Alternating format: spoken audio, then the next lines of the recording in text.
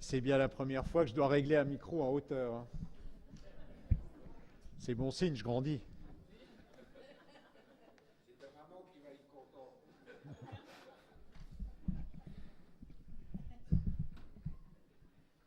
Bien, chers amis, on est nombreux ce soir, hein, très très nombreux. On a encore quelques amis qui arrivent.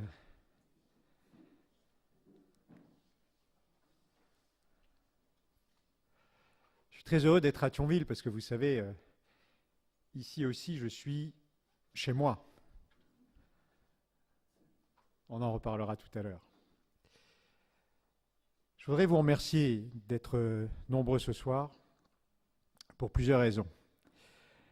La première raison, c'est que vous avez entendu beaucoup de discours politiques et subi parfois des campagnes électorales pas très drôles depuis pas mal de mois. Vous êtes, comme beaucoup, déçus par la vie politique et par vos responsables publics, mais vous venez encore, vous continuez à y croire. Et donc, le minimum, c'est de respecter ce temps que vous me donnez, vous nous donnez, et de vous remercier.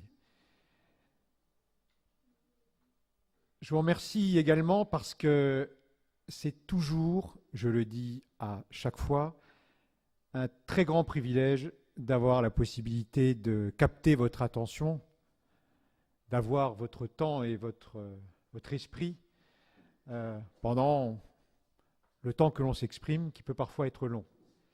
Je le dis parce que c'est un grand et le premier privilège, sans doute que ça devrait être le seul, des hommes politiques. Donc merci 1000 fois.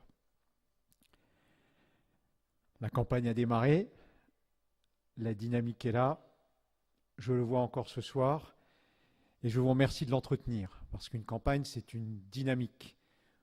On vous le dit souvent à la télé, à la radio, la dynamique de campagne. J'ai fait beaucoup de terrain depuis le démarrage de la campagne de terrain pour nous qui était il y a 3 semaines. J'ai vu beaucoup de monde et je sens que ça pousse et je sens qu'il y a aussi beaucoup de curiosité.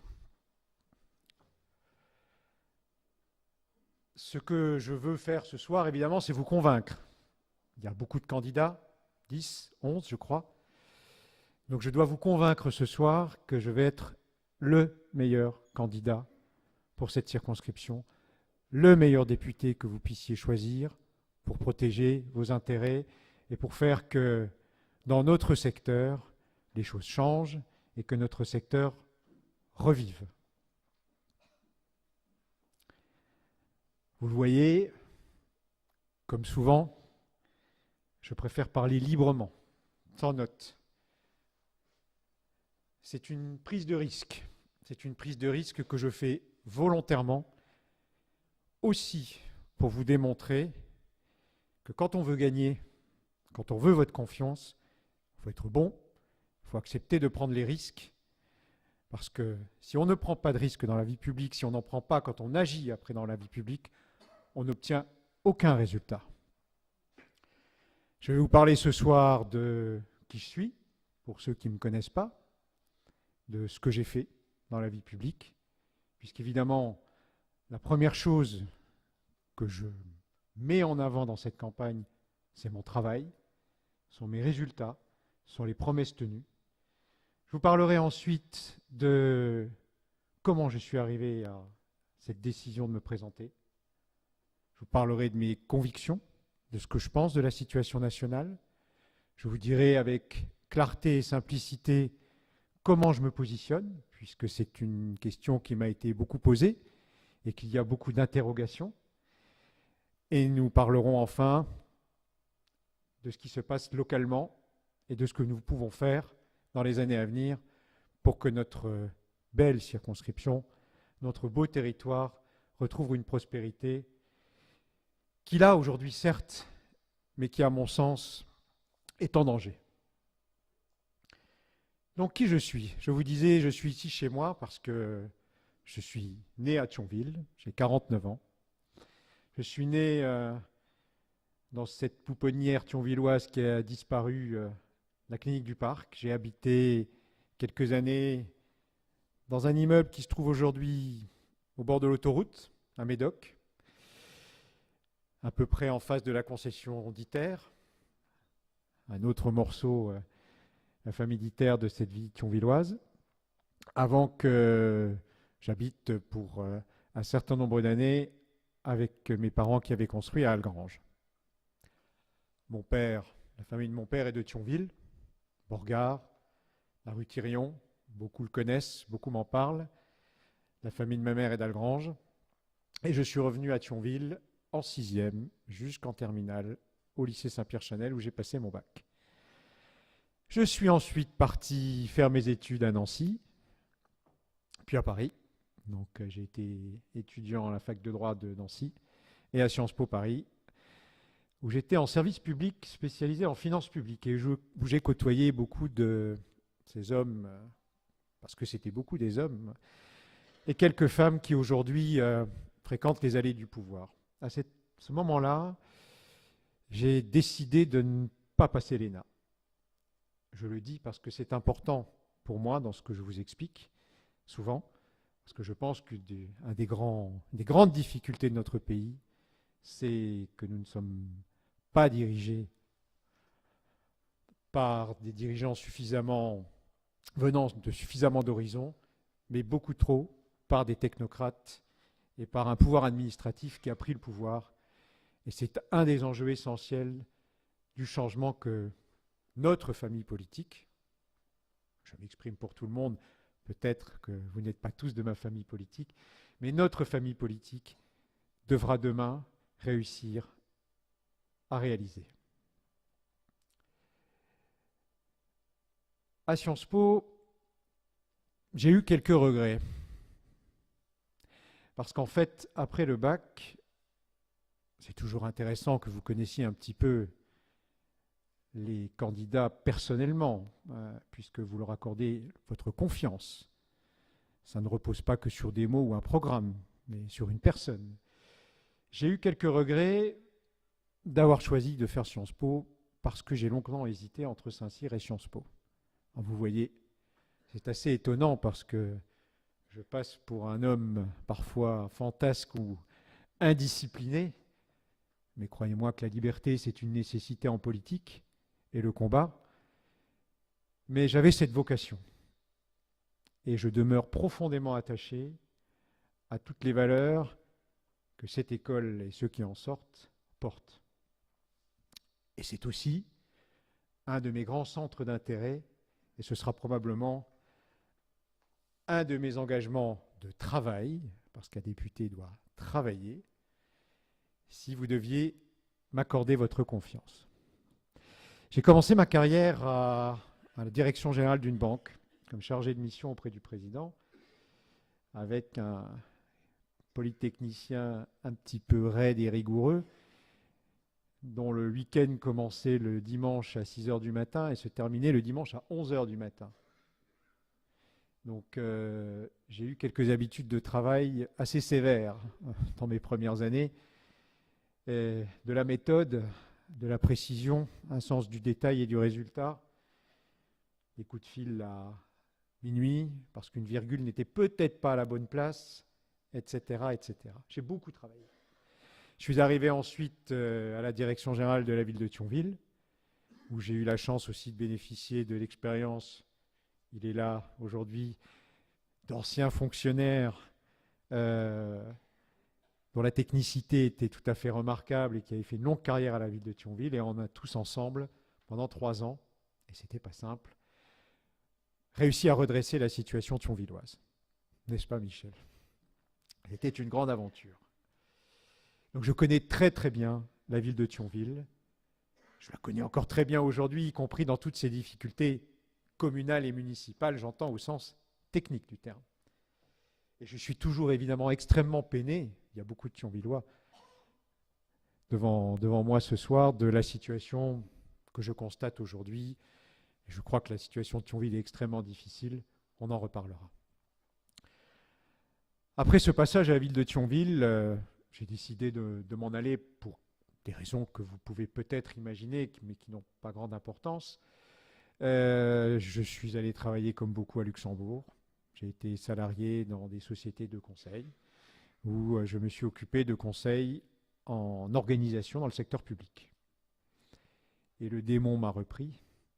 Je ne suis pas sûr qu'il m'ait véritablement jamais abandonné, malgré cette petite traversée du désert, parce que vous savez, quand vous vous retrouvez dans cette situation-là, mais ça tanne le cuir, vous n'avez pas beaucoup d'amis, vous n'en avez plus beaucoup, et vous êtes très seul.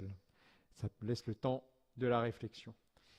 Un homme politique, c'est comme une viande, vous savez, il faut que la carne mature un petit peu pour qu'elle arrive à son meilleur niveau de qualité. Sans solitude, sans blessure, sans traversée du désert, vous n'êtes pas bon. La jeunesse a toutes les vertus, mais l'expérience en a quelques-unes. Et donc, j'ai décidé un jour de me présenter à Terville. Alors vous allez me dire pourquoi Terville, c'était quand même un choix étrange.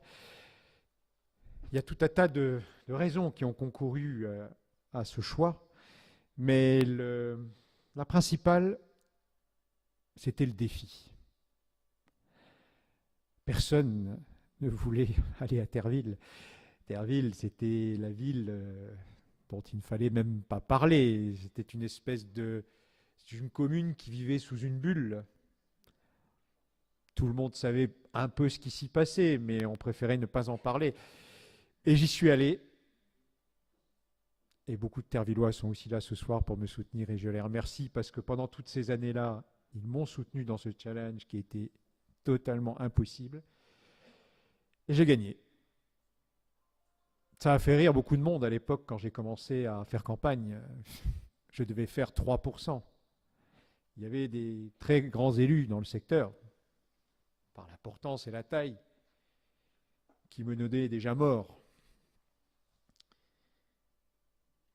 Ils avaient juste oublié que on m'appelait déjà à l'époque le sanglier de la Moselle, qu'un sanglier, tant qu'il n'est pas dépecé, il convient de s'en méfier. Je suis arrivé dans la commune, c'était un jour étrange, tout était brun, tout était sombre, et il y régnait une tristesse terrible. J'ai commencé à regarder les comptes de la commune et je ne comprenais pas ce qui se passait. Et très rapidement, j'ai compris. Et là, je me suis dit, bon, ça va prendre un peu de temps, mais on va y arriver. Ça a mis 16 ans. Ça, je ne l'avais pas du tout anticipé. Tout était truqué, tout était faux, dans des proportions gigantesques. La commune était dans un état dramatique. Les habitants partaient. Bref, la situation était, on peut le dire, absolument désespérée. Alors je suis allé voir les autorités, parce que ne croyez pas que je ne sois pas respectueux des institutions, ou tout simplement insensé. Je suis allé voir les autorités et puis je leur ai expliqué la situation et j'ai proposé un plan de redressement et j'y ai mis la fougue, l'énergie et les petites connaissances que je possédais. Et on m'a dit, mais monsieur le maire, dans votre intérêt, il vaudrait mieux continuer à entretenir l'écran de fumée. Et après, on m'a dit, c'est bien dommage de tuer dans l'œuf une si belle carrière politique. Et j'ai essayé d'expliquer que mon problème, c'était d'honorer ma parole, d'honorer mon engagement vis-à-vis de ceux qui m'avaient élu, alors qu'ils savaient que je n'étais pas tervillois. Que mon enjeu, c'était aussi d'avoir du résultat et que ce qui était proposé, c'est-à-dire augmenter indéfiniment la fiscalité en attendant que les choses se passent, n'aurait que pour effet de continuer à effondrer la commune. Et le bras de fer a commencé. Si je vous raconte cette histoire, c'est pour vous dire que rien n'est impossible. Quand on a l'énergie, le courage, l'imagination, et qu'on y met un peu de talent et qu'on rassemble autour de soi, qu'il n'y a pas de situation désespérée, qu'il faut toujours résister à la pression, qu'il faut toujours résister à la menace, et qu'on ne peut pas accepter, de toute façon, quand on est un homme public, que ceux qui vous ont aidé soient volés. Parce que pour moi, c'était un problème moral. Je ne pouvais pas accepter que les gens qui m'avaient élu soient volés, puisque c'était ce qui s'était passé. Alors on a commencé à travailler, on s'est battu. Vous connaissez un petit peu l'histoire, tout ce qui s'est passé. Vous n'en connaissez qu'une toute petite partie, parce que c'est un film qui est passé par des menaces, par des événements joyeux, par toutes sortes de choses, mais dont je retiens une chose extraordinaire, c'est la force collective populaire. J'ai mis du talent et de l'énergie, j'ai fait les sacrifices que je devais, c'était mon devoir, mais s'il n'y avait pas eu les gens, la population, mais je n'aurais rien fait, strictement rien fait. Le secret de la réussite dans la vie politique, c'est le résultat. Le résultat tout seul, ça n'existe pas. Il n'y a pas de résultat sans poussée collective. Mais on a fait le nécessaire. Vous savez, c'est cette phrase de Churchill que j'utilise souvent. J'admire De Gaulle, entendons-nous bien. J'adore Churchill aussi, qui dit « Il ne suffit pas de dire que l'on a fait tout ce que l'on pouvait, encore faut-il faire le nécessaire. » Il y a une grande différence entre dire « Ah mais j'ai fait tout ce que j'ai pu ». Non. Et faire le nécessaire. Tant qu'on accomplit une mission et qu'on a un souffle d'énergie pour essayer de l'atteindre, et qu'on n'a pas atteint le résultat, on n'a pas fait le nécessaire. Il ne faut jamais, jamais, jamais abandonner, baisser les bras. Et il ne faut jamais, et ça je peux dire que je l'ai fait, laisser passer son intérêt personnel avant l'intérêt général. C'est une règle simplissime de la vie politique et c'est ce que vous attendez. Et ça, je l'ai fait. Non pas que je sois un saint, certainement pas. J'ai simplement le sens du devoir et je l'ai prouvé. Un homme politique doit avoir une ambition personnelle. Un homme politique qui n'en a pas peut vite devenir un illuminé et un homme dangereux. Mais il doit obéir à cette règle simple que sa conscience, en toutes circonstances, lui permet d'arbitrer. Est-ce que j'agis dans le sens des intérêts que je dois protéger, oui ou non? Et nous y sommes arrivés, mesdames et messieurs. C'était impossible, j'étais fou, on avait des ambitions cachées, etc. Non, non. On y est arrivé. Nous sommes passés à Terville, de la ville la plus endettée de France par habitant, qui était en ruine, à une ville qui est en excellente santé financière, à une ville qui s'est reconstruite. 40 millions ont été investis en quelques années. Et maintenant, pendant 4 ans, les impôts vont baisser à Terville.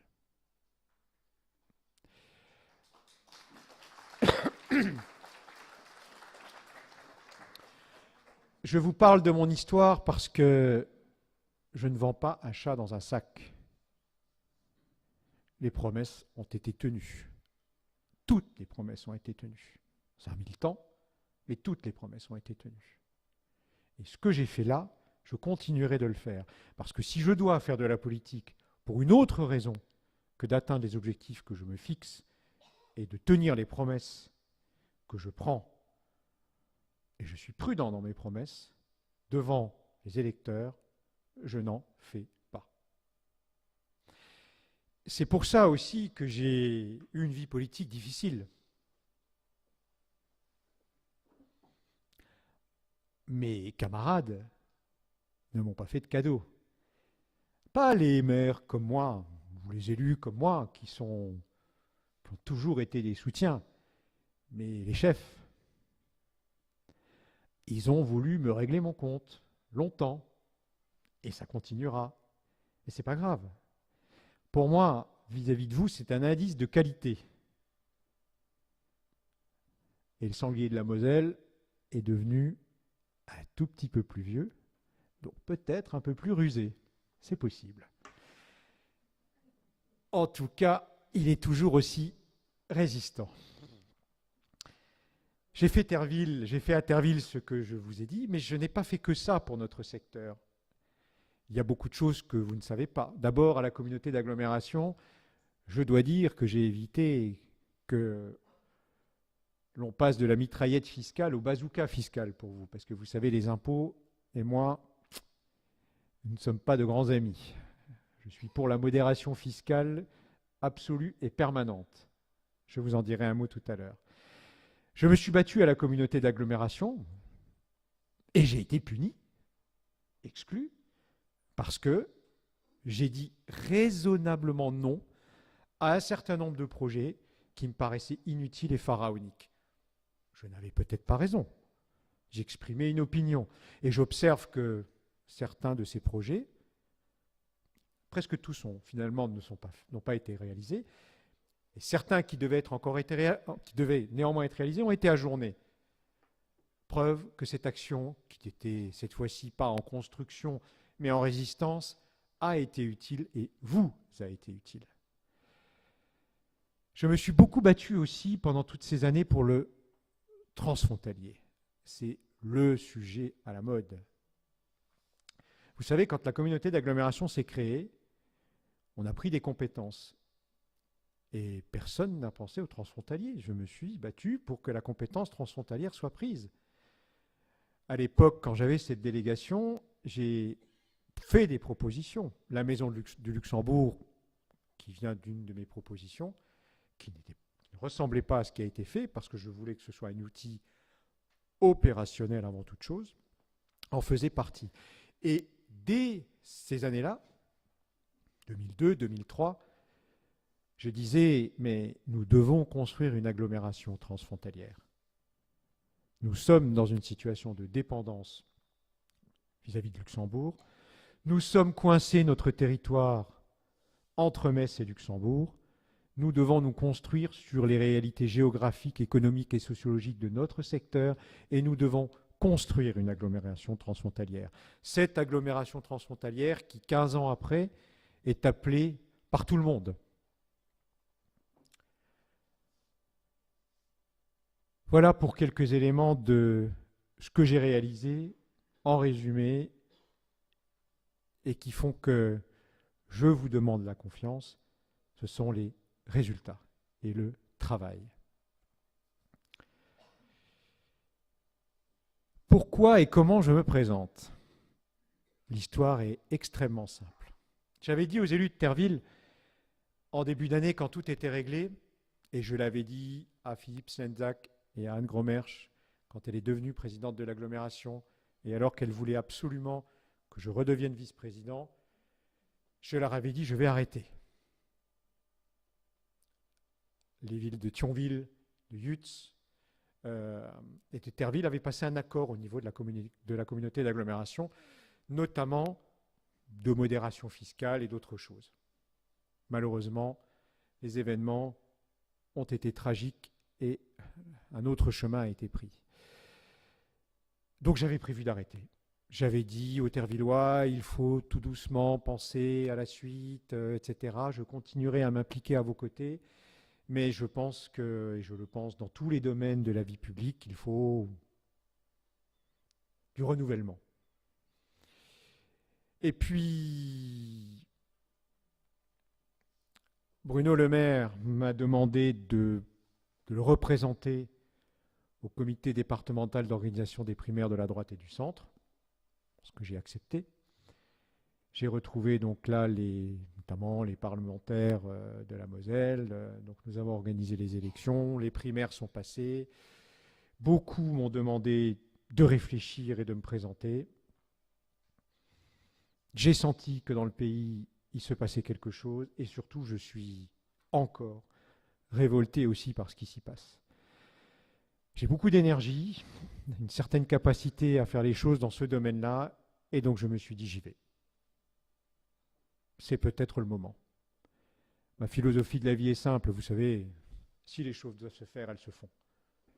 Si je dois vous représenter, jouer un rôle, apporter quelque chose, ça se fera, ça va se faire. Et si ce n'est pas le cas, ma foi, c'est votre choix, le choix du destin, et ça n'est pas grave. Nous avons dîné avec Pierre Cuny en novembre.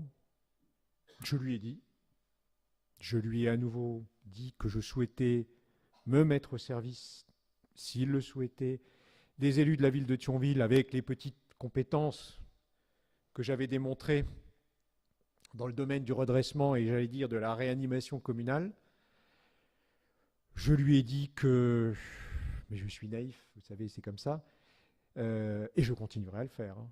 Quel que soit le résultat de ce scrutin, je tendrai toujours la main. Je serai toujours là pour aider. Je lui ai dit qu'il me semblait simple d'être partenaire, de collaborer, de coopérer, de travailler ensemble. Ça me semble une position sensée, de bon sens. Et puis, les choses ont tourné, comme vous le savez. On en reparlera là aussi un petit peu tout à l'heure. Je ne crois pas que ce soit extrêmement important. Ce qui est important, c'est l'attention que j'y ai mis. C'est la volonté que j'ai mise dans la concorde. Alors, vous me direz, mais on vous a proposé d'être suppléant.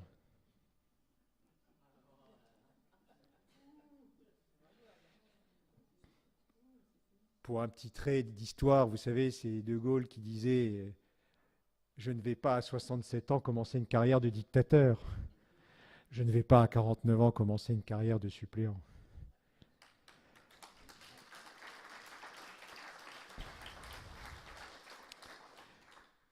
Je ne vais pas abandonner non plus les personnes qui me poussent et me portent, y compris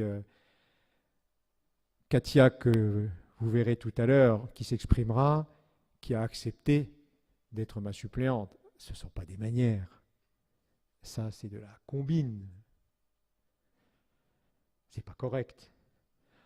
J'ajouterai, je vois quelques amis entrepreneurs ou autres professions qui ça parle dans la salle, que je ne crois pas qu'il serait, par exemple, souhaitable de dire que les étudiants en médecine doivent devenir chefs de service.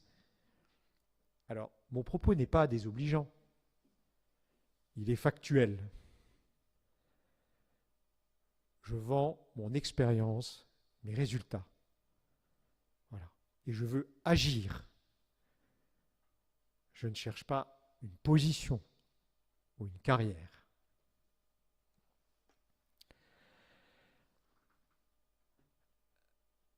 Où suis-je donc ?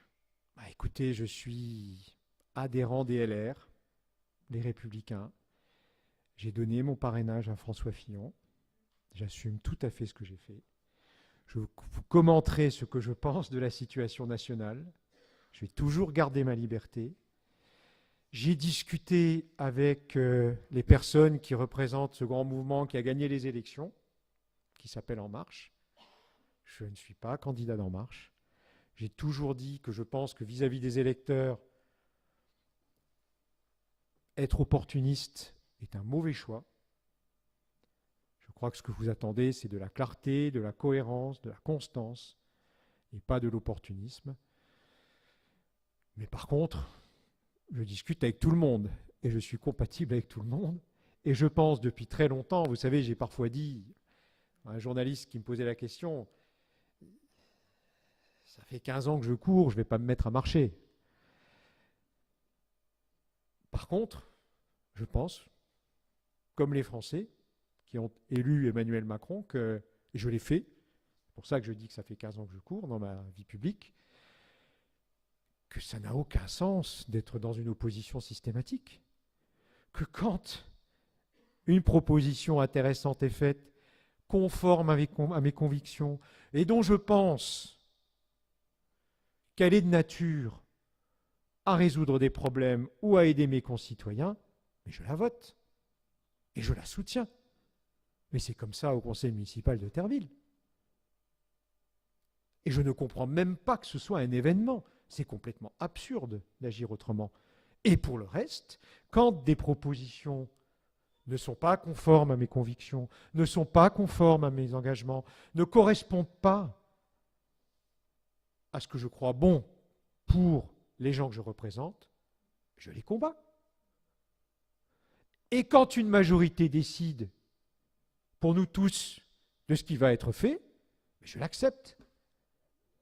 On ne va quand même pas commencer dans une république, dans une démocratie, à agir autrement. C'est quand même extrêmement simple. Donc quand aujourd'hui on dit mais il n'y a plus de droite, il n'y a plus de gauche, mais c'est faux. Il y a une droite, il y a une gauche, il y a des Français qui pensent d'une manière et des Français qui pensent d'une autre. Heureusement. La pire des choses, c'est que tout le monde pense pareil. Là, mesdames et messieurs, nous aurons un joli pouvoir technocratique, un pouvoir d'experts. Très vite, ça ressemble à une dictature. Donc, je suis candidat de la droite et du centre. Je suis parfaitement ouvert à la discussion avec tout le monde. Je ne suis pas sectaire. Et ce qui m'importe, c'est que nous ayons pour votre service du résultat. Et c'est exactement le sens du vote qui a été fait. C'est ça que les Français demandent, du résultat et du renouvellement et du pragmatisme et du bon sens. Quelles sont donc les choses qui me paraissent, dans mon positionnement politique, importantes? D'abord, la liberté. Vous savez, c'est banal et c'est bateau, mais la liberté, elle est grignotée à chaque instant. C'est comme dans le livre de la jungle, vous savez, quand K dit « aie confiance ». Aie confiance. Je sais ce qui est bon pour toi. Je m'occupe de tout. Jamais, jamais, jamais je ne laisserai mon destin, ni celui, quand je représente des hommes et des femmes, ni celui de ceux qui m'ont fait confiance, entre les mains de tiers. Jamais je ne considérerai que la liberté est un acquis. Dans notre pays, vous savez, il y a une partie des responsables politiques qui ont cette obsession en tête de dire mais nous on sait ce qui est bon. Nous sommes le bien, nous sommes le juste, nous sommes la morale, nous sommes la pensée, nous avons toutes les vérités philosophiques. Mais vous devez le comprendre. Puis si vous ne le comprenez pas, on va vous pousser à le comprendre. Et puis un jour on vous contraindra. Dans certains débats que l'on voit, quand on exprime dans ce pays une conviction, c'est votre droit. Je parle de convictions qui sont respectueuses de la personne humaine. On ne peut plus s'exprimer. On nous l'interdit, on nous disqualifie. C'est le drame aussi de la droite et du centre que de ne pas savoir exprimer sa philosophie et son regard sur la vie.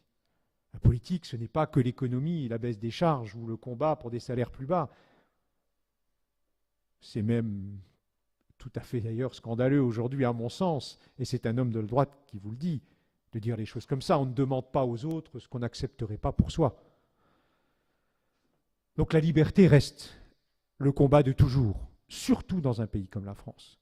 La liberté, c'est le combat contre l'emprise technocratique sur le pays. La liberté, c'est la liberté de penser, de croyance, la liberté d'exprimer notre amour pour notre nation, la liberté d'exprimer des valeurs auxquelles nous tenons, la liberté de dire que nous aimons être français et que nous pensons que c'est comme ça. Je ne vois pas en quoi c'est irrespectueux, en quoi cela manque à des principes qui nous gouvernent tous, que nous adoptons tous, qui sont des principes de respect de la personne humaine et de la démocratie. Mais mesdames et messieurs, pour ceux d'entre vous qui ont, comme moi, des convictions de droite et du centre, mais il est temps de dire que nous voulons les affirmer, et il est temps de ne pas avoir honte, il est encore temps de ne pas avoir honte de le dire. Ce que je vais vous dire après sont pour moi des marqueurs de ce qu'est être de droite. Mais disons-le, si ces élections ont été perdues, on pourra, vous savez, dans les années à venir, des livres sortiront, on nous expliquera que, etc. Mais la vérité et la nécessité, ce n'est pas d'accabler l'un ou l'autre. Nous sommes responsables de la défaite, parce que nous n'avons pas su donner à tous les Français, à un maximum de Français, une vision de l'avenir, qui soit porteuse, qui soit rassurante, qui soit enthousiasmante. La droite et le centre ont à reconstruire quelque chose qui n'oublie personne, sans se dénaturer, en assumant ce qu'elle est. La liberté en est une. La liberté, c'est ce que vous nous demandez quand vous vous plaignez tous, quand on se plaint tous de l'emprise de plus en plus importante sur notre quotidien. La règle, la norme, le contrôle, l'attitude punitive de l'administration souvent. Et ça vaut pour toutes les professions, et ça vaut pour le salariat. La deuxième chose, le deuxième principe qui, à mon sens, doit gouverner notre action et gouvernerait mon attitude, c'est tout simplement la responsabilité. La responsabilité, quand on vit dans une société, un groupe d'hommes, et personne ne vit seul. L'être humain, c'est un animal foncièrement sociable. Il a toujours vécu en groupe. Il s'entraide pour parvenir à sa survie et à ses fins. Nous vivons dans une nation, nous constituons un peuple. Pour bien vivre ensemble, il faut que chacun se sente responsable. Cela ne veut pas dire qu'on ne peut pas considérer à l'un moment ou à un autre et comprendre la fatalité et les malheurs de la vie qui peuvent s'abattre sur l'un ou l'autre. Gardons-nous de juger les gens. Par contre, la responsabilité, cela veut dire qu'on a le droit de regarder les actes de quelqu'un. On a le droit de regarder ce qu'il fait pour les autres. On a le droit de regarder ce qu'il apporte aux autres. Et on a le devoir, en contrepartie, de l'aider. On a le devoir de s'entraider. La responsabilité, c'est je t'aide, nous t'aidons, tu donnes, nous donnons. Et c'est pour ça qu'en face de la responsabilité, il y a des principes qui sont essentiels, comme l'égalité des chances. Parce que pour que ça marche, il faut que chacun, à partir du moment où il se bat, où il participe à la vie collective, ait une chance et ne soit pas oublié des autres. La responsabilité, c'est le contraire de l'égoïsme et c'est le contraire du laisser-aller. Mais c'est une valeur positive. Comment faisons-nous avec nos enfants? Et nous faisons des erreurs. J'en fais des erreurs d'éducation. Mais vous faites autrement? On fait autrement? Ben non. La même chose vaut pour un groupe plus élargi que la famille. Le troisième principe, c'est la force. On n'a pas le droit de parler de la force. La force, c'est ce qui évite la violence. Quand vous n'êtes pas fort, mais vous n'obtiendrez jamais rien. On n'obtient rien. La force, c'est ce qui permet de rester digne. La force, c'est ce qui te permet d'aider. La force, c'est ce qui permet de faire triompher nos valeurs. La force, c'est le cas échéant, ce qui permet à notre pays d'intervenir au loin. La force, c'est ce qui nous donne confiance en nous. La force, c'est ce qui nous permet de réussir. Ce n'est pas une idée négative, c'est une idée positive. La force, c'est la condition de la générosité, parce que sans force, aucune réussite n'est possible. Le collectif. Être un homme de droite, ou croire à des valeurs de la droite et du centre, être un homme de droite, je me définis comme un homme de droite, mais ce n'est pas être individualiste. C'est croire à la liberté, à la responsabilité, à la force. Mais c'est croire au collectif. C'est être bien conscient qu'en aucun cas, il n'est possible de faire quelque chose tout seul. C'est croire aussi qu'une société dans laquelle chacun ne trouve pas sa place est une société de l'échec. Et c'est une société qui meurt. Nous vivons dans un pays, votre révolte, mais elle est légitime, c'est une colère. Une société qui abandonne ses anciens comme nous le faisons, c'est une société perdue, immorale. Une société qui abandonne ses plus jeunes, mais c'est une société perdue, immorale. Une société qui abandonne tous ceux qui travaillent à la difficulté, mais c'est une société perdue et immorale. Où est le collectif là-dedans? Où est l'équilibre?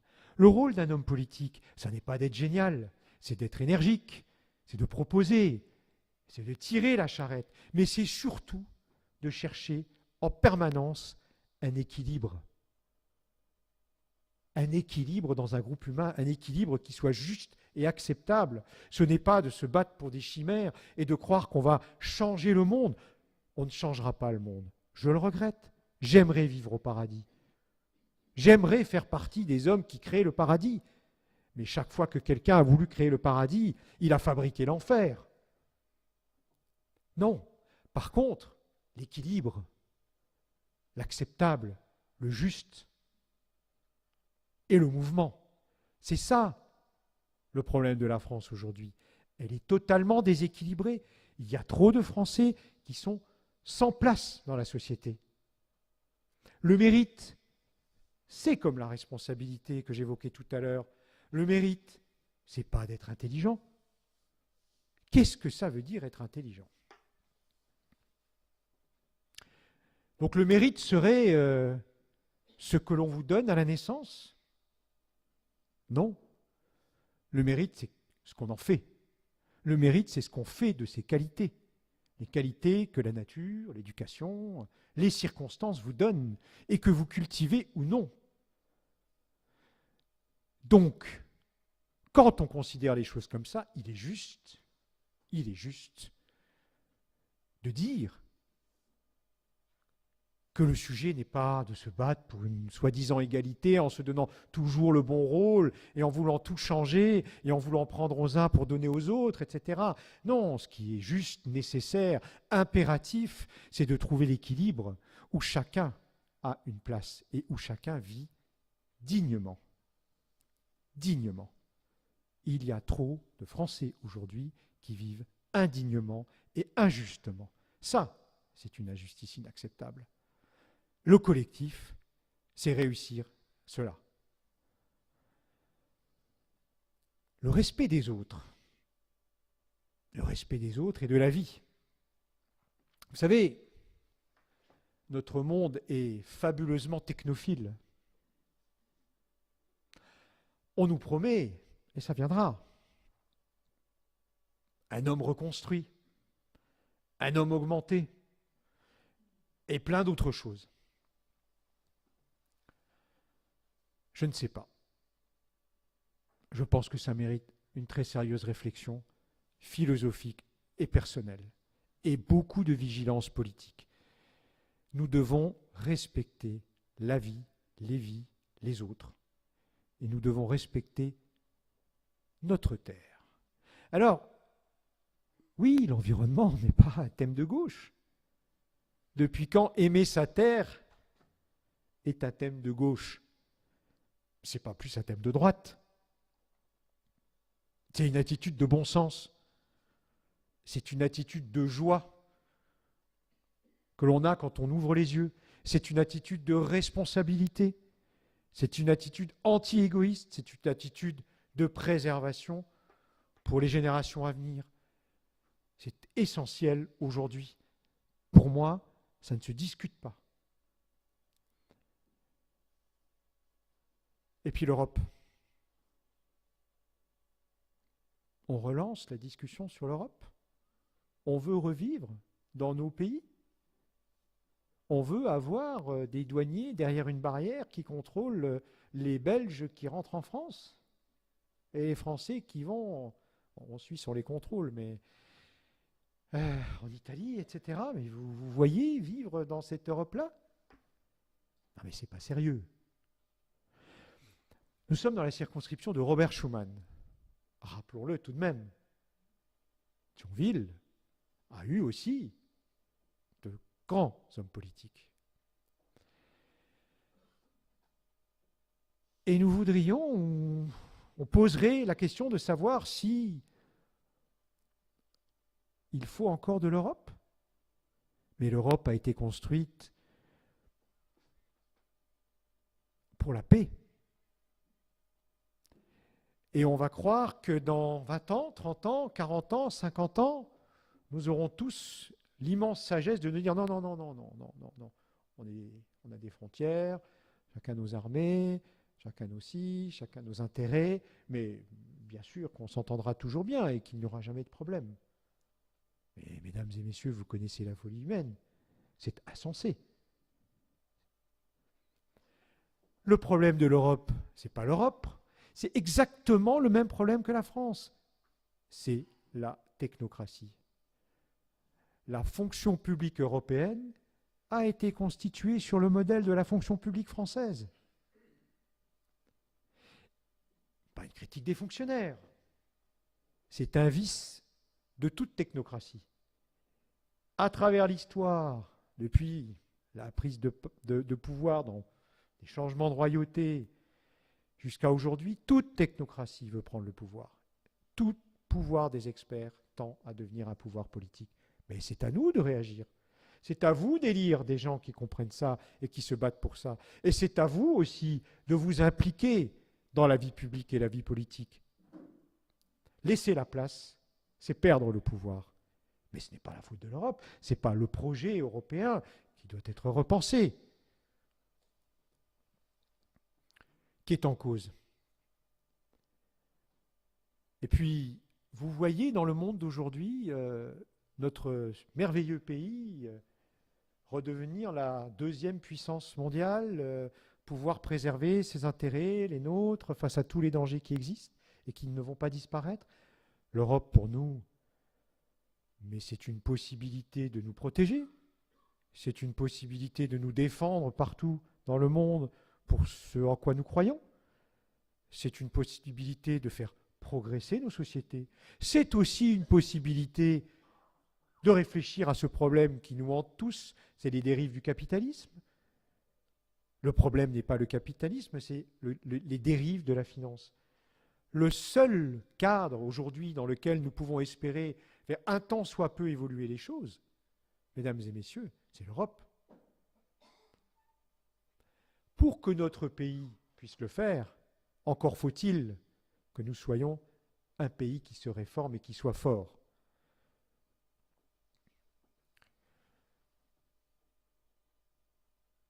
Dans les années à venir, on peut imaginer qu'il va se passer des choses dans ce quinquennat qui démarre. Et en tout cas, mesdames et messieurs, il faut l'espérer. Je ne crois pas qu'il soit bon d'avoir une quelconque attitude d'opposition pour s'opposer. Ça ne sert à rien et ce n'est pas vous respecter, ce n'est pas respecter le vote du pays.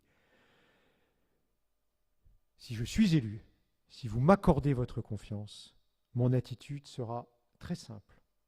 Je voterai en votre nom tous les textes qui me semblent conformes à ces convictions que je viens d'énoncer, justes, efficaces pour l'avenir du pays et de nature à vous apporter un mieux-être dans vos vies et à nous apporter un mieux-être dans le pays.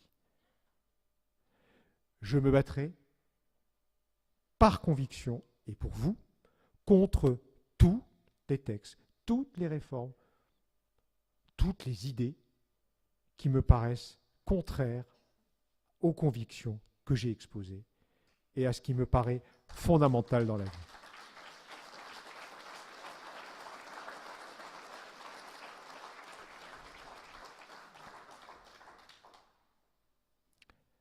La question locale.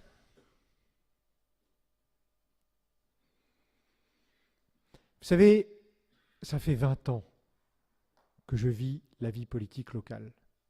Je pense être un des survivants, je dis au sens politique, qui la connaît le mieux. Je pourrais écrire un roman, des pièces de théâtre, en faire un film.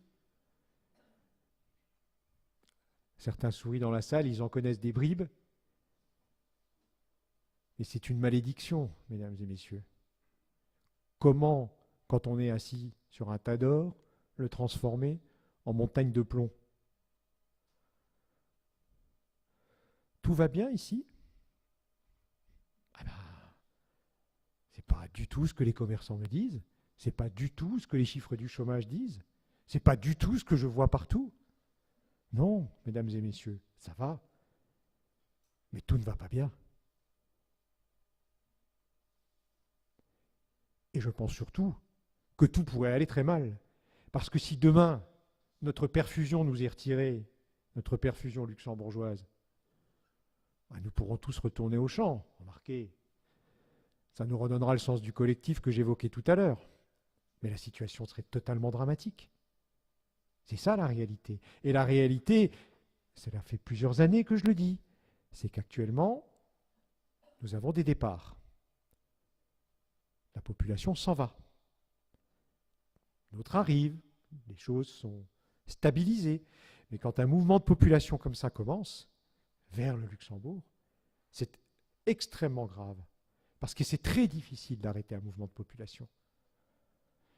Donc nous devons réagir, et vite. Et surtout, prendre en considération le risque, et pas seulement se dire « mais tout va bien, tout va bien, tout va bien, tout va bien, et c'est super ». Non, c'est pas comme ça que ça marche. Je n'ai pas passé mon temps pendant 15 ans à Terville à me dire « mais tout va bien, c'est super, et puis ça va aller demain ». Non. Toujours la même chose, il faut faire le nécessaire. Il faut faire le nécessaire, et tout de suite. Pas dans 5 ans. C'est pour ça que je me présente aussi, parce que je suis révolté et peiné de voir ma région, mon territoire, qui a tellement d'atouts, tellement de capacités, tellement de talents, s'enfoncer.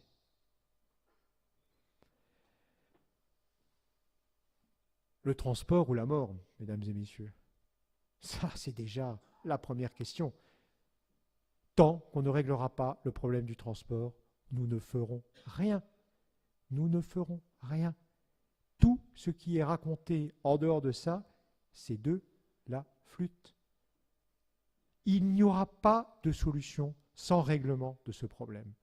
Il n'y aura pas de progression, il n'y aura pas de boom sans, dans notre secteur, de mieux vivre, de qualité de vie, sans résolution de ce problème. Et de plus, ce problème-là nous amènera directement à un résultat beaucoup plus important, un vrai territoire d'agglomération transfrontalier.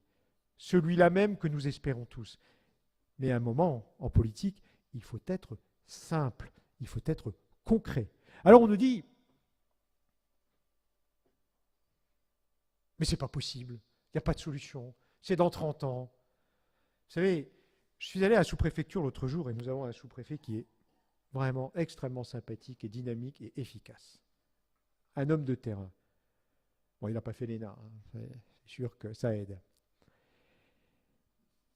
Et nous avons un très grand projet à Terville et il y avait une fonctionnaire de Metz absolument délicieuse, très compétente, qui était venue parce que je souhaitais la rencontrer et nous souhaitions associer les services de l'État à cette opération.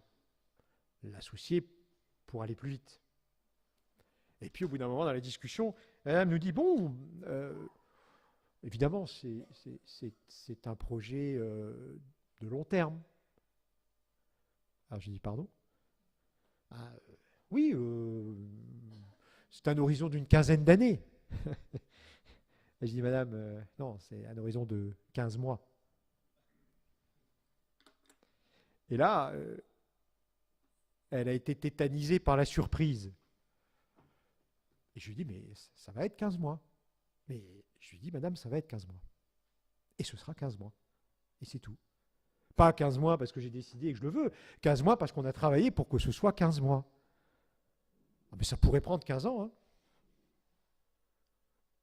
Et ce sera 15 mois. Pour le transport, c'est exactement la même question. En 2002, j'ai proposé une idée. De temps en temps, les hommes politiques ont des idées. une idée très simple. À force d'être dans ma voiture, je regarde par la fenêtre le matin. Il y a des endroits où il y a des périodes où on voit des chevreuils, c'est agréable. Bon, et puis il y a des moments où on s'ennuie. Et je me disais, mais ce qu'il faut faire, c'est une solution de transport qui épouse le tracé de l'autoroute. En plus, l'autoroute, du train, etc. En plus, pas à la place, en plus, un pontage de plus. Et j'ai eu l'occasion de l'exposer en 2002, il y a 15 ans. 15 ans. Au directeur des transports, qui était ancien directeur régional de l'équipement, ici à Thionville. Et ce monsieur me dit, il a un blanc, il y avait une autre personnalité politique importante là, et ce qui a causé la perte du projet, parce que après on m'a dit, mais de quel droit tu fais des propositions? Voilà, je le referme. Et je le vois, et il dit, mais je connais chaque pont, je connais chaque pente, c'est sûr que ça passe partout. Il dit, mais c'est ça qu'il faut faire. Un ingénieur des ponts, amateur d'autoroute, hein. Il dit, c'est ça qu'il faut faire. 2002. 2006, la ville de Terreville, à l'occasion, quand on parle du contournement autoroutier, la ville de Terreville a l'occasion de payer une étude par un grand bureau d'études sérieux, où je pose la question, est-ce que c'est techniquement faisable? Et faisons une évaluation du coût. Le bureau d'études fait son travail. La réponse arrive. Il n'y a aucun problème. Technique et le financement, c'est une enveloppe tout à fait abordable.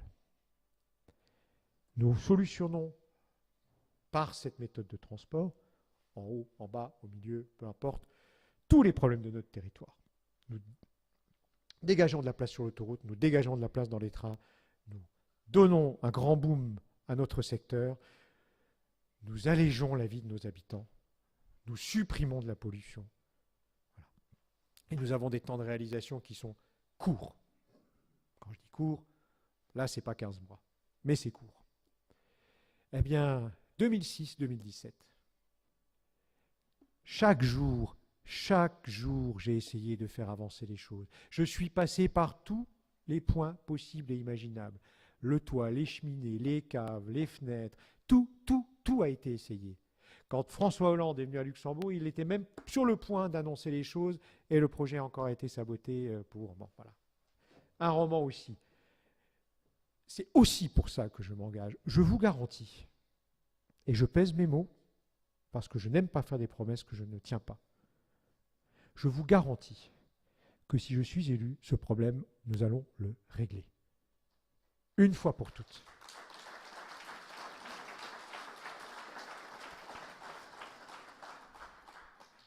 Le vice, le deuxième vice,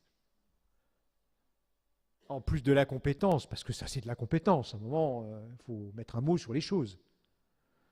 Le deuxième vice, vous savez, c'est le problème du chef. Ça fait 20 ans, pour ce que je connais, c'était peut-être le cas avant, 20 ans que le seul problème dans notre secteur, c'est qui va être le chef.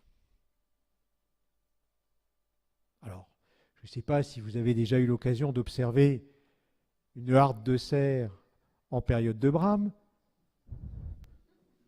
mais quand le cerf dominant passe ses journées, s'épuise à essayer de chasser les autres, etc., à la fin, il meurt.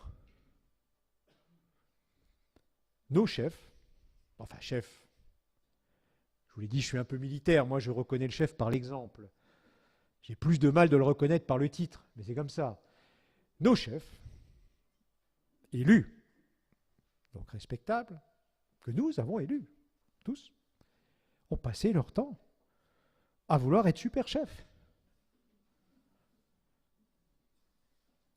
Donc, ils ont passé leur temps à se demander comment ils allaient éliminer les autres, à les surveiller, à les traquer.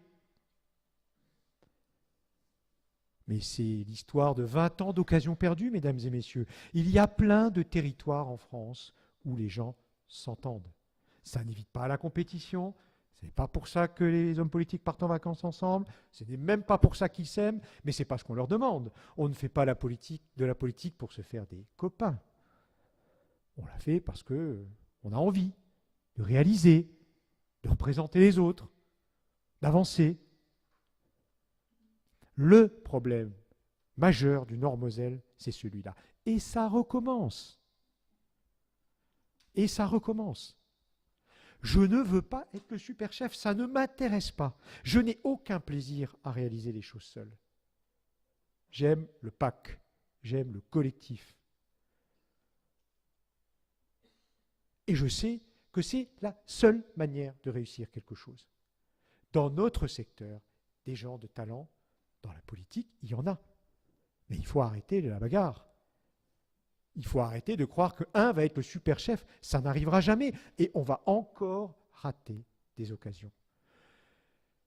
Ce qui me permet de vous dire, de vous exposer comment je vois la fonction de député.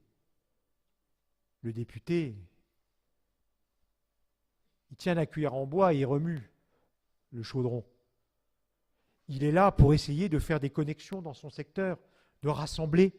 Il n'est pas là pour commander. Je n'ai jamais été en faveur du cumul des mandats. Ça fait très longtemps avant la loi que j'ai dit, pour moi, un député ne doit faire que l'activité de député. Et il est là pour connecter, rassembler, aider localement. C'est ça son rôle. Et défendre ensuite à Paris s'il a suffisamment d'influence, s'il a suffisamment de poids, s'il est suffisamment pris au sérieux, ce que le territoire a décidé. Mais c'est ça qu'il faut que nous réussissions à faire dans notre secteur. Arrêtons la guerre des chefs, tout de suite. Pourquoi on me combat? Ah, j'en vois quand même qui sourient. Heureusement. Non mais, mesdames et messieurs, que des gens ne m'aiment pas, ne me trouvent pas sympathique, vraiment, c'est compréhensible. Ça, c'est comme ça. Et puis, ça fait partie du jeu. Mais ce n'est pas la raison pour laquelle on me combat. C'est la même que j'ai connue depuis 15 ans. J'allais dire, pour être trivial un moment, je les énerve. Et je vous jure, vraiment, j'ai un petit peu de tempérament, un petit peu de caractère, et j'aime pas qu'on me commande. Ça, c'est clair. Mais ce qui est sûr aussi, c'est que je ne fais pas aux autres ce que je n'aime pas qu'on me fasse. Donc, commander les autres, les écraser, ça ne m'intéresse pas. Je suis un joueur d'équipe. Et je redis que ce que je veux et ce que je ferai demain élu, c'est ça. C'est jouer en équipe. C'est aider, représenter et représenter dignement. Parce que ça, c'est l'autre fonction d'un député. Je le dis parce que vous allez devoir faire des comparatifs. Il y a la pulsion du cœur. Parfois, voilà, une image, une envie suffit à vous décider, c'est normal. Le vote, c'est quelque chose de non rationnel en large partie. Et puis, il y a une part rationnelle, surtout quand la difficulté est ce que nous connaissons dans notre secteur. Donc, vous allez comparer. Et vous allez comparer les personnes qu'on m'oppose. Je ne parle pas des candidats socialistes ou de la France insoumise. Là, ma foi, si vous votez pour la France insoumise, je comprendrai très bien que vous me combattiez. Mais quand vous êtes de ma famille politique, pourquoi me combat-on aujourd'hui? Je n'ai pas de bons états de service? Je n'ai pas de bonnes compétences? M'oppose-t-on à un candidat avec des compétences remarquablement supérieures aux miennes, avec une expérience remarquablement supérieure à la mienne, avec des résultats comme ceux que j'ai obtenus?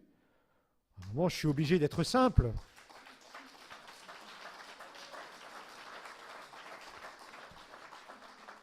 Il n'y a aucune méchanceté dans ce que je dis. Simplement, un moment, il faut poser les choses telles qu'elles sont. La seule motivation, ce sont des motivations de personnes. C'est inacceptable alors que le secteur connaît la situation qu'on connaît. C'est irresponsable et ce n'est pas digne de gens qui nous représentent. La représentation nationale, le rôle d'un député, c'est aussi d'être à l'Assemblée nationale. Et, mesdames et messieurs, de travailler.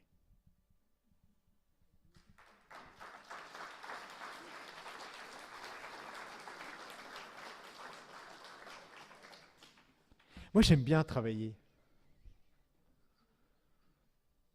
C'est pas une punition, le travail. Hein. Ça, c'est une chose que j'aurais d'ailleurs dû vous dire avant. Mais non, le travail, c'est pas une punition. Le travail, c'est la base de notre intégration dans un groupe. C'est un peu ce que je vous disais tout à l'heure. J'aime travailler. Je suis travailleur.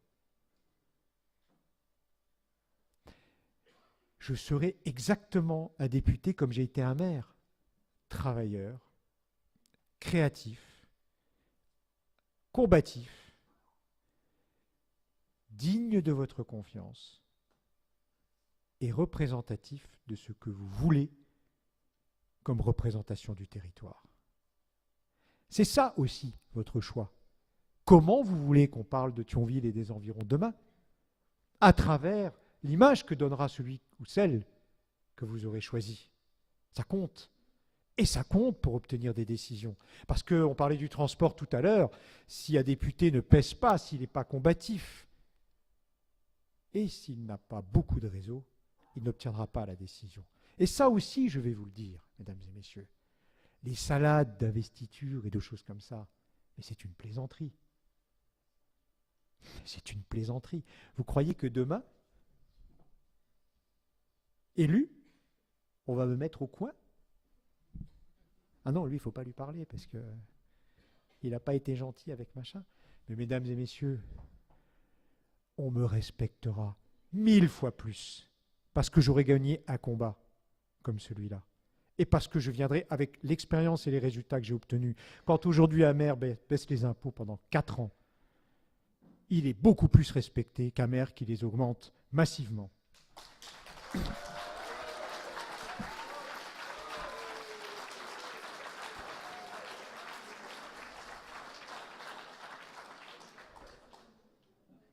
Dans notre territoire, pour moi, il y a 3 axes d'action. Le premier, c'est le Grand Thionville. Thionville, Yutz, Manom, Terville. Le Grand Thionville. Faisons le Grand Thionville. Et je l'ai dit et je le redis, si Thionville ne va pas bien, nous sommes tous mal. Nous devons tous être solidaires de Thionville. C'est un impératif, c'est un besoin et ce sera une source de plaisir. Si l'on prend l'exemple du commerce à Thionville, il paraît que je suis le fossoyeur du commerce à Thionville avec Supergreen. Mais mesdames et messieurs, non mais, il y a des gens qui ont le sens de l'humour, hein, même dans la difficulté.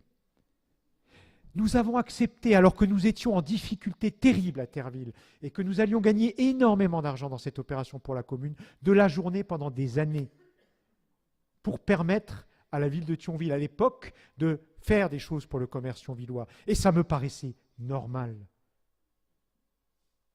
Et je le redis aujourd'hui, je retends la main. Je tends à nouveau la main, pour parler tout de même correctement le français. Je tends à nouveau la main et je dis que nous devons tous être solidaires de Thionville. Et que des idées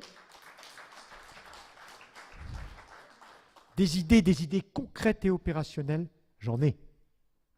Et j'en ai donné et je sais, ou j'entends, que beaucoup vont être reprises. Et c'est très bien comme ça. Parce que la question, ce n'est pas d'être propriétaire de ces idées, il n'y a pas de propriété intellectuelle en politique. La question, c'est que ça avance. Donc le premier axe, le Grand Thionville et sa campagne, le cœur et les poumons.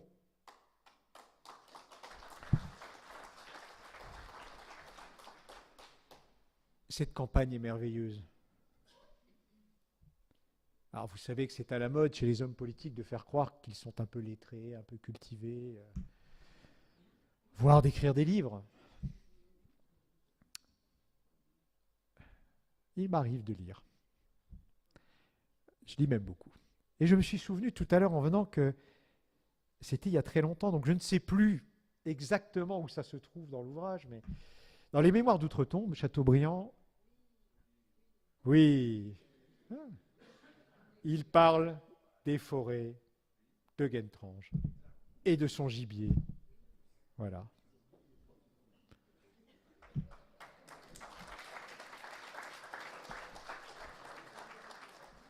Le cœur et les poumons. La campagne, notre campagne autour, et vous allez connaître une de ses représentantes distinguées dans quelques instants, c'est un atout fabuleux pour notre développement. Et le monde agricole est un atout fabuleux pour notre développement et notre avenir dans le secteur. Mesdames et messieurs, le Grand Thionville, le Nord-Moselle, c'est le cœur, les poumons. Premier axe d'action. Deuxième axe d'action, la fin de la dépendance et le co-développement. Nous aimons les Luxembourgeois. Nous le sommes en partie beaucoup. Nous les connaissons bien. Vous savez qu'ils ont une nature partageuse, comme à peu près tous les êtres humains d'ailleurs. Donc, vous me dites que c'est sûrement une bonne idée d'aller leur demander de nous donner un peu de sous. Bah, de nous regarder, de nous aider, etc. Mesdames et messieurs, c'est pas sérieux. C'est pas sérieux. Ils nous aiment beaucoup. Mais ils font 300 000 mètres carrés de commerce au sud de Walde et ils construisent des dizaines de milliers de mètres carrés de logements.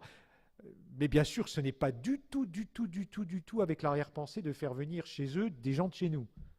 Jamais, jamais, jamais, jamais, jamais. Mais non. Les Français ont commis, je les comprends, les Français, enfin je comprends les Luxembourgeois, les Français ont commis une erreur terrible. Et les élus locaux,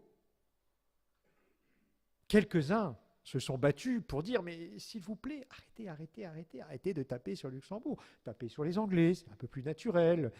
Oui, mais les Anglais sont un peu plus puissants, donc on tape sur Luxembourg. C'est tellement bien de taper sur Luxembourg. Au ministère des Finances, ils adorent. Ils adorent.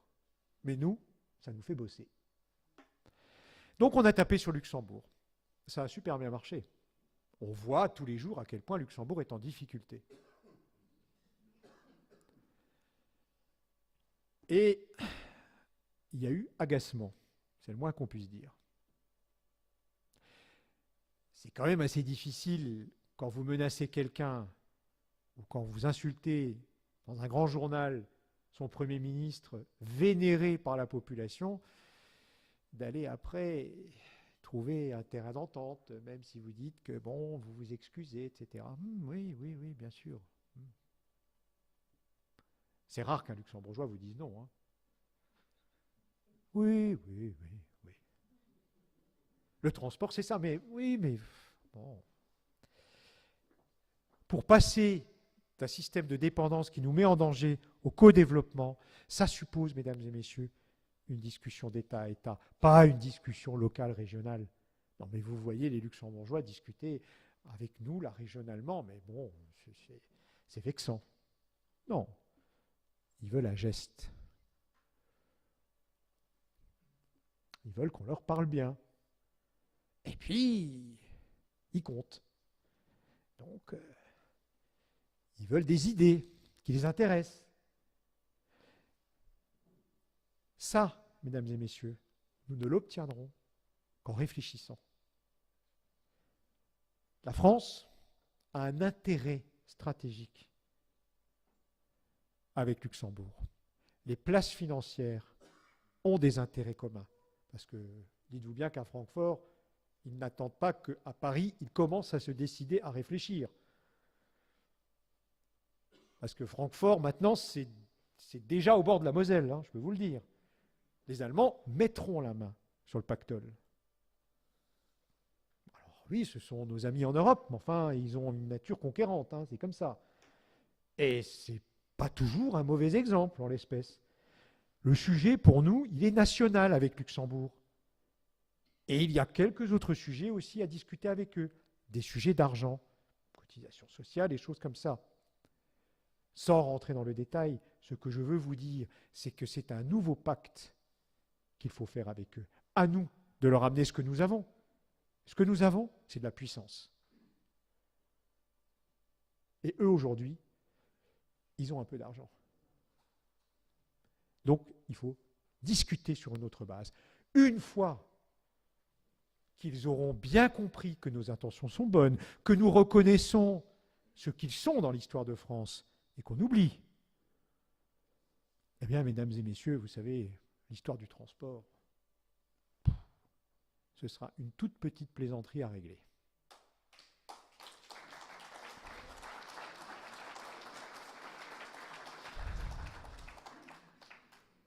Et là, mesdames et messieurs, là, ah oui, là, il va se passer quelque chose ici.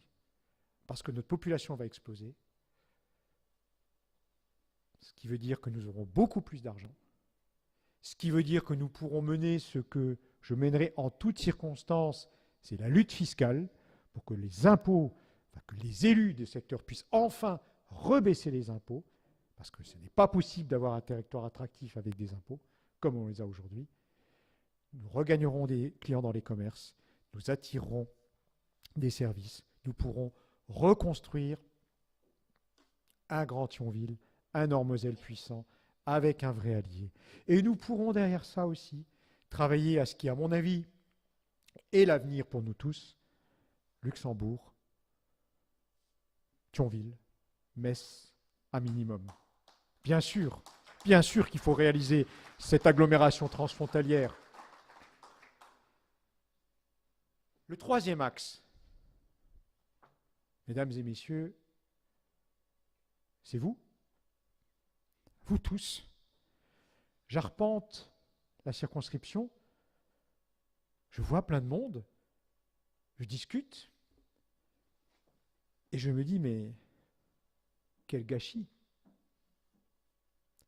Des talents, il y en a, des réussites, il y en a, des compétences, il y en a, des réseaux, il y en a, des gens énergiques, il y en a. Mais qu'avons-nous fait pour en arriver là? Le problème du chef. Mais oui! Si vous voulez qu'un territoire donne le meilleur de lui-même, mais il faut laisser de la liberté, il faut laisser les gens faire, même les gens qui ne vous aiment pas, même les gens qui vous combattent. Il faut que la vie circule. Le challenge des années à venir, il est là. Des gens de talent, il y en a plein. Des possibilités, il y en a plein. Ça va être aussi ça, le rôle du député. Arranger les cravates, faciliter les choses, permettre que ce qui est enfoui dans le territoire, caché, ressorte, revive. Je vous ai parlé d'un travail de réanimation d'une ville. C'est ça, Terville, c'est le redressement financier, mais c'est la réanimation. Si vous n'avez pas les gens, si vous n'avez pas les événements, vous ne faites rien. Ce n'est pas parce qu'on a plein d'argent que ça fonctionne. C'est parce qu'il y a plein d'envie. C'est ça qu'il faut faire dans le Nord-Moselle aujourd'hui. Et c'est ça que je veux faire avec mon énergie et surtout avec ma volonté de ne pas commander, mais par contre de bien représenter à Paris. Mesdames et messieurs, il y a quelques anciens dans la salle qui chantonnaient à la fin de certains repas, je le sais, d'anciens élèves ou de choses comme ça, cette petite chanson très thionvilloise. Je ne sais pas si certains la connaissent bien. Certains se marrent, oui. Vous savez, c'est « Et de tout temps ». Voilà, la liberté, la faine chez ses enfants.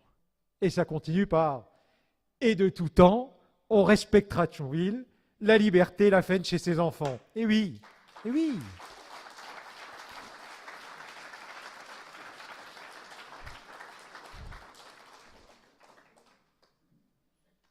Vous n'en avez pas assez, qu'on ne vous respecte pas. Thionville, c'est Florange et Hayange, là, aujourd'hui. Stop! Prenons-nous en main, mesdames et messieurs. Faisons le nécessaire. Et je vous le dis parce que j'y crois et que c'est pour ça que je me bats et que c'est pour ça que je pousse. Il y a un nouvel âge d'or, comme celui que vous avez connu, où tout se passait, où tout le monde gagnait sa vie, où les emplois se créaient tout le temps, où ça bougeait. Stop à la fatalité, mesdames et messieurs. Et de tout temps, on respectera Thionville, la liberté, la fête chez ses enfants. Ça doit être notre leitmotiv dans les années à venir. Et croyez, croyez, croyez à ce nouvel âge d'or.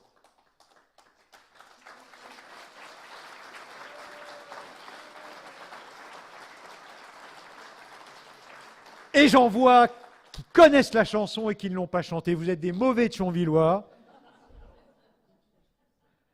C'est pas comme ça qu'on peut y arriver. Ils réviseront ce soir. Monsieur Bider.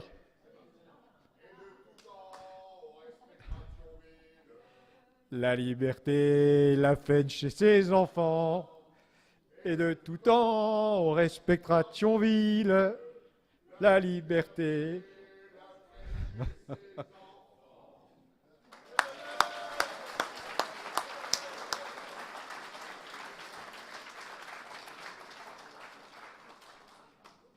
Il y a des étrangetés éthologiques, parfois les vieux sangliers vivent en bande.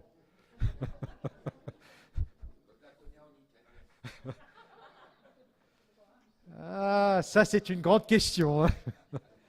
Mesdames et messieurs, je vais passer la parole à Katia. S'il vous plaît, s'il vous plaît. J'espère que je vous ai convaincu. J'espère que vous voterez pour moi et pour nous. Votez! Poussez! J'espère que vous direz autour de vous, ce type, il a quelque chose. On y va. Faites-le. J'ai besoin de vos voix et j'ai besoin de sentir que ça pousse derrière moi. Donc votez pour nous, votez pour moi, continuez à m'accompagner dans la dynamique qui est en route, croyez en vous, croyons en nous, et vous pouvez être certain que ce que je vous ai promis, je le ferai.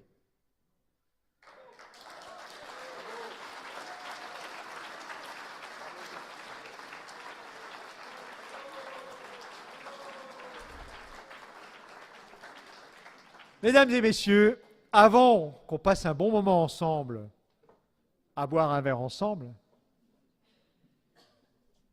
je voudrais vous présenter ma suppléante.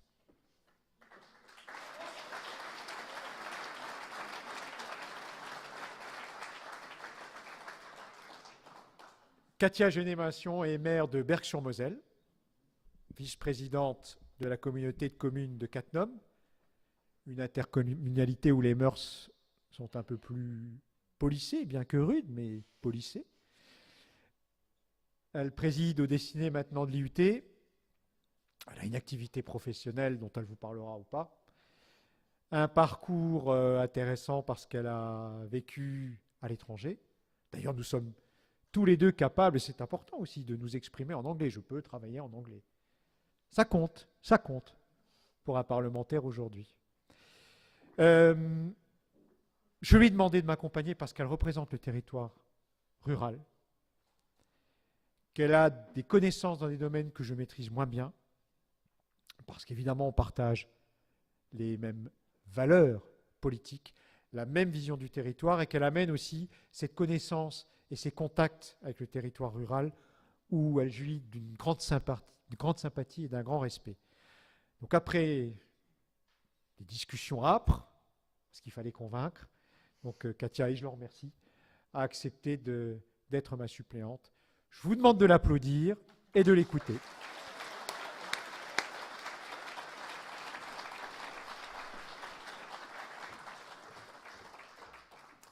Mesdames et messieurs, bonsoir et merci à vous à nouveau d'être venus jusqu'à nous. Alors on dit que les bonnes équipes sont complémentaires, donc vous verrez que nous sommes très complémentaires, et dans la façon de s'exprimer, et aussi dans la façon d'aborder les choses. Je suis peut-être un petit peu plus cartésienne et un peu plus carrée, et je pense que ça fait un très bon binôme. Par contre, vous verrez aussi que nous avons effectivement des valeurs qui sont communes. C'est d'ailleurs pour ça que j'ai effectivement accepté d'être la suppléante de Patrick. Nous avons échangé longuement sur notre travail, sur nos idées, sur l'avenir. Et il est vrai qu'on s'est aperçu au fil des échanges que nous partagions les mêmes valeurs, comme il les a citées, le travail, la pugnacité, le fait de vouloir absolument atteindre nos buts. Des buts pas toujours faciles, mais on y arrive, alors chacun a sa dimension. Je vais vous parler un petit peu de moi, je vais me présenter parce qu'effectivement ici, alors moi contrairement à lui, je ne suis pas de Thionville, je suis arrivée en 2003 après avoir passé une dizaine d'années aux États-Unis, d'où le bilinguisme. Je suis arrivée donc à Berck pour des raisons professionnelles de mon époux. Voilà, je vais vite participer à la vie associative parce que pendant ces 10 années aux États-Unis, c'est quelque chose qui m'a tenu à cœur. Je me suis beaucoup investie. Et arriver en France, c'était aussi quelque chose qui, pour moi, était évident. Il fallait continuer de l'associatif à la Croix-Rouge sur l'antenne de Thionville. Je suis arrivée à la mairie de Berck-sur-Moselle, donc depuis 2008. Comme l'a dit Patrick, vice-présidente à la communauté de Cattenom. Et je suis plus particulièrement en charge du tourisme, de l'universitaire et du transfrontalier. Et puis, depuis juin, donc présidente du conseil d'administration de l'IUT de Thionville. À côté de ça, je suis aussi très investie dans mon rôle de chef d'entreprise. Donc, je suis frontalière. Je vais travailler, alors pas tous les matins, mais on va dire un jour sur deux, de l'autre côté de la frontière.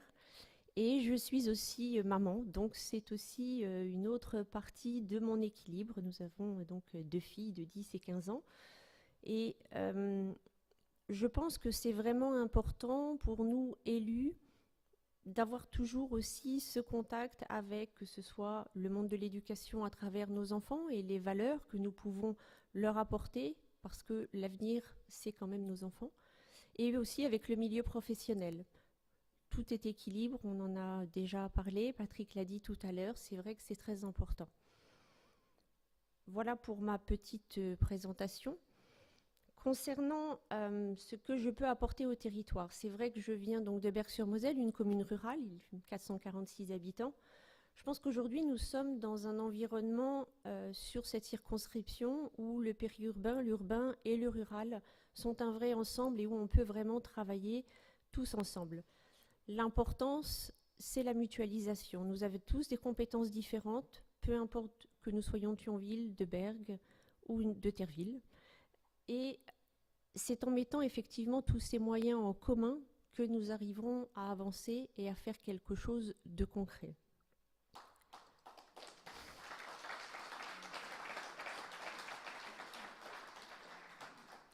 Donc ça peut être effectivement, moi je suis un peu plus dans le concret, nous avons de l'espace vert, il y a de l'industrie d'un autre côté, des industries qui sont plus ou moins actives, on va dire. Voilà, pourquoi ne pas avancer et développer des zones, des pôles de recherche pour, pourquoi pas, de l'énergie renouvelable. Je vous amène là parce qu'en fait, je vais arriver vers l'IUT et l'enseignement supérieur qui me tient aussi beaucoup à cœur. L'IUT aujourd'hui a des conventions pour la dépollution des sols et des friches qui sont actuellement sur notre territoire. Voilà, ce sont des choses qui peuvent vraiment intervenir sur la totalité de la circonscription, encore une fois, si nous travaillons tous ensemble. Nous parlions, enfin, oui, je dis nous, parce que c'est vrai qu'on a souvent beaucoup de points communs et on va dire, je reviens encore sur ces valeurs parce que c'est vrai que c'est un mot important, mais des projets bien communs. Pour ce qui est de la formation, c'est vrai que c'est quelque chose auquel je suis particulièrement attachée parce que j'ai des enfants, mais parce qu'aujourd'hui, je pense que nous arrivons dans un climat où bien, chaque parent aimerait que son fils ou sa fille soit médecin ou avocat. Alors oui, c'est extraordinaire et c'est vrai qu'on en rêve tous. Donc développer des métiers d'avenir ou développer des métiers comme ceux que je viens de citer, c'est intéressant. Mais il y a aussi toute une partie, je pense, qu'il ne faut pas négliger. Aujourd'hui, nous avons une grande pénurie sur notre territoire industriel de chaudronniers, par exemple. Aujourd'hui, vous souhaitez manger du pain, eh bien, un vrai boulanger est très difficile à trouver. Donc, quand on parle d'éducation, oui, il faut voir le meilleur pour nos enfants, pour l'avenir, mais il faut aussi rester très concret et réaliste par rapport à ce que l'on peut proposer. Notre territoire, je pense qu'on le néglige aussi sur un autre point de vue, qui est le tourisme. Encore une fois, je vous parle, comme le disait Patrick, des sujets que je maîtrise un peu plus et qui me tiennent à cœur. Moi, je ne suis donc pas originaire du secteur. L'Est, c'est le froid, quoi. Voilà, la Moselle, il fait froid. Aujourd'hui, on arrive à un moment où la culture et notre histoire doivent vraiment être remises sur un piédestal. Nous avons ici un patrimoine qui est extraordinaire, que ce soit un patrimoine religieux, culturel dans tous les sens du terme, ou que ce soit un patrimoine historique.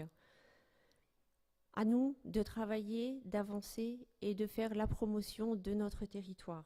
Un autre élément très important. Ce territoire, au carrefour de l'Europe, transfrontalier comme on l'a dit, effectivement, il faut que nous travaillions avec le Luxembourg. Effectivement, pour avancer et pour développer des projets avec une envergure suffisante, il faut que nous soyons proches d'eux et que nous échangions. On revient toujours à ce problème de personnes et d'égoïsme. Il faut savoir partager ses compétences, il faut savoir s'ouvrir aux autres pour pouvoir avancer et pour pouvoir surtout aboutir à nos projets et à nos grands projets.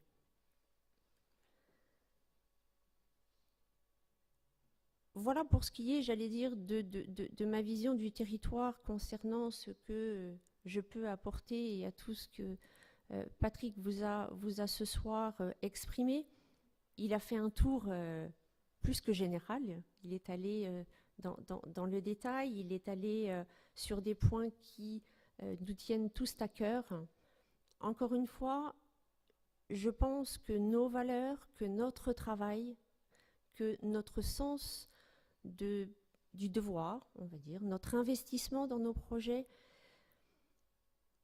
c'est quelque chose qui nous tient vraiment à cœur. C'est quelque chose dans lequel nous voulons nous investir et c'est quelque chose que nous souhaitons mettre en place pour répondre à vos besoins et à vos attentes.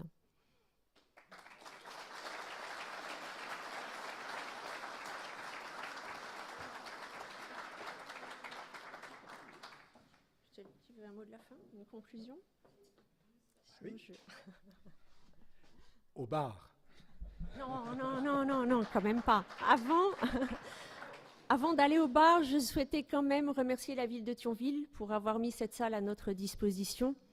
Et maintenant, nous vous invitons pour le verre de l'amitié, où ce sera avec un très grand plaisir que nous échangerons plus personnellement sur des sujets qui vous préoccupent davantage. Merci beaucoup.